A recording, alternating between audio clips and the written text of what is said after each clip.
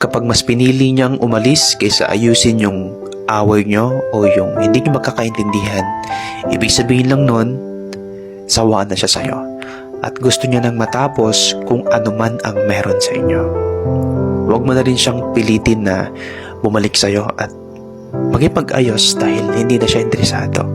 Wala ka na mapapala. Hindi mo rin kailangan magbago para balikan ka. Hindi mo kailangan baguhin yung sarili mo para ma-appreciate ka niya. Dahil ang isang tao, kapag mahal ka talaga niyan, tatanggapin niya lahat ng good side and bad side sa'yo. Pipilitin niyang mahalin gaano man kahirap ang pagmamahal niyo sa isa't isa, matatanggap niyo din sa tamang panahon. Pero ang isang tao, kapag hindi genuine o pure na pagmamahal sa'yo, meron lang siya makitang mali o konting flaws mo, gagawa na yun ng rason para